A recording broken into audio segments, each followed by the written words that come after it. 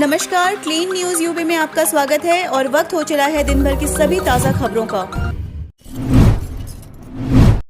भर्ती बोर्ड और आयोग 74,000 पदों पर भर्ती की प्रक्रिया अविलंब शुरू करे, सीएम का निर्देश। उत्तर प्रदेश के मुख्यमंत्री योगी आदित्यनाथ ने शुक्रवार को भर्ती बोर्ड और चयन आयोगों को निर्देश दिया है कि 74,000 पदों पर चयन के लिए भर्ती की प्रक्रिया शीघ्र प्रारंभ की जाए। उधर पुलिस महकमे में भी 13,800 पदों पर दिसंबर 2021 तक भर्ती प्रक्रिया पूरी करने का दावा किया गया है। शुक्रवार को जारी सरकारी बयान के अनुसार मुख्यमंत्री योगी आदित्यनाथ ने यहां अपने सरकारी आवास पर उत्तर प्रदेश लोक सेवा आयोग, उत्तर प्रदेश अधीनस्थ सेवा चयन आयोग, उत्तर प्रदेश उच्चतर शिक्षा चयन आयोग तथा उत्तर प्रदेश माध्यमिक शिक्षा सेवा चयन बोर्ड के अध्यक्षों के साथ इन आयोगों बोर्ड के तहत विभिन्न पदों पर होने वाली भर्तियों के संबंध में बैठक की और हिदायत दी कि इनके द्वारा 74,000 पदों पर चयन के लिए भर्ती प्रक्रिया शीघ्र प्रारंभ की जाए। यूपी में बेरोजगारों के लिए अच्छी खबर, बिना ब्याज के मिलेगा लोन, कर सकेंगे अपना व्यवसाय। यदि आप बेरोजगार हैं और आप अनुसूचित जाति के हैं तो आपके लिए अच्छी खबर है। आप अपनी दुकान खोल सकते हैं या अपने पुश्तैनी काम को धार दे सकते हैं। इसके लिए सरकार बैंक के माध्यम से आपको ब्याज मुक्त ऋण दिलाएगी और योजना की पूरी जानकारी भी देगी। आवेदक की आयु 18 साल से ऊपर होनी चाहिए। अनुसूचित जाति वित्त एवं विकास निगम माध्यम से संचालित पंडित दीनदयाल उपाध्याय स्वरोजगार योजना का यह लाभ मिलेगा। नगरीय क्षेत्र दुकान निर्माण योजना, लॉन्ड्री एवं ड्राई क्लिनिक, सिलाई की दुकान के अलावा महिलाओं के लिए आटा मसाला चक्की योजना के लिए आवेदन किया जा सकता है। अनुसूचित जाति के बेरोजगार तथा गरीब की रेखा से नीचे जीवन यापन करने वाले परिवारों को इसका लाभ होगा। यूपी में अल्पसंख्यक छात्रों को मिलेगा 30 लाख तक का एजुकेशन लोन, 15 जुलाई तक करें आवेदन। उत्तर प्रदेश में अल्पसंख्यक बेटे बेटियों की स्कूली पढ़ाई, प्रोफेशनल एवं जॉब ओरिएंटेड कोर्सेज में एडमिशन पाने और विदेश में पढ़ने जाने के लिए 30 लाख रुपए तक के ऋण की घोषणा की गई है। प्रदेश में अल्पसंख्यक बच्चों की पढ़ाई के लिए सरकारी खजाना खोल दिया गया है। प्रोफेशनल एवं जॉब ओरिएंटेड कोर्सेज में एडमिशन लेने वाले अल्पसंख्यक समाज के बेटे बेटियों को विदेश में पढ़ने जाने के लिए 30 लाख रुपए तक के ऋण की घोषणा की गई है। इसके लिए 15 जुलाई तक आवेदन स्वीकार किए जाएंगे।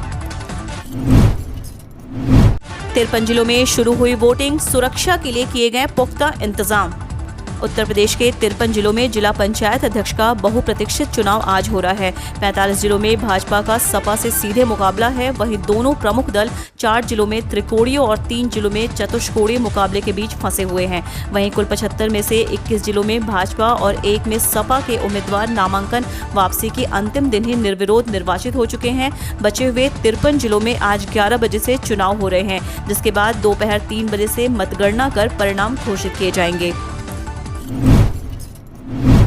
गठबंधन पर अनुप्रिया पटेल बोली, 2022 के चुनाव पर अब बीजेपी से होगी बात, इसके बाद लेंगे फैसला। यूपी में ही कुछ महीनों बाद विधानसभा चुनाव होने हैं। वहीं बीजेपी की गठबंधन सहयोगी अपना दल ने शुक्रवार को सोनेलाल पटेल की जयंती मनाई। अपना दल की राष्ट्रीय अध्यक्ष अनुप्रिया पटेल ने कहा कि बीजेपी के साथ मिलकर 3 चुनाव लड़े हैं।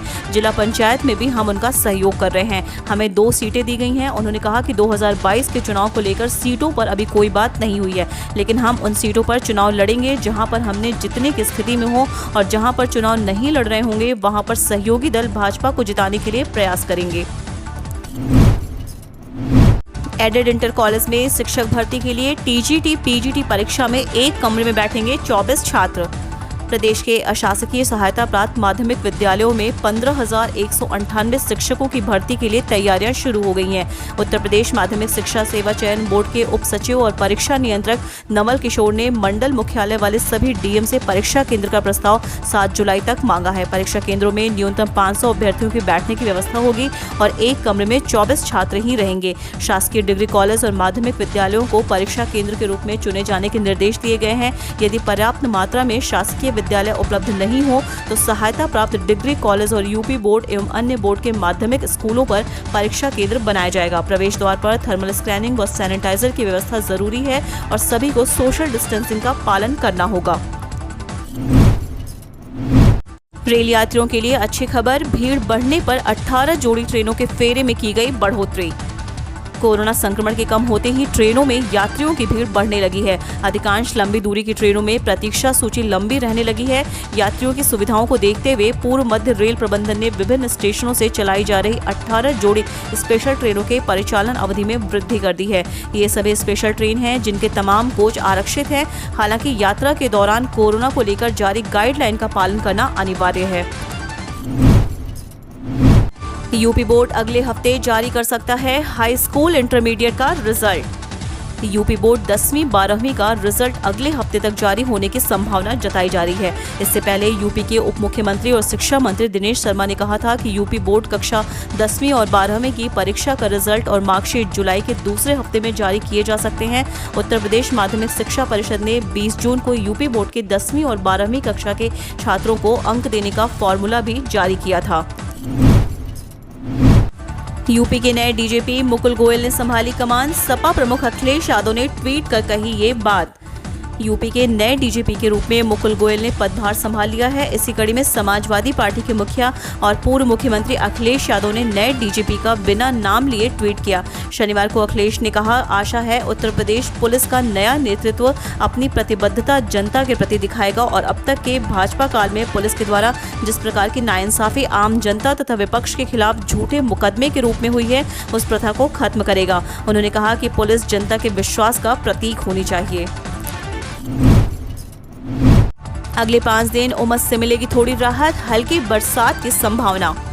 पिछले दिनों लगातार बरसात के कारण अरहर, मक्का आदि की बोआई करने से चुके किसानों के लिए बड़ा अवसर है।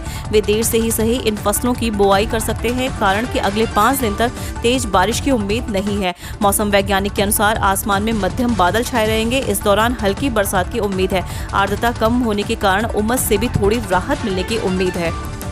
हम रोज ऐसी ही न्यूज़ लाते रहेंगे। यदि आपने अभी तक क्लीन न्यूज़ यूपी को सब्सक्राइब नहीं किया है तो फटाफट सब्सक्राइब कर ले। साथ ही बेल आइकन को दबा दें ताकि कोई भी अपडेट मिस ना हो।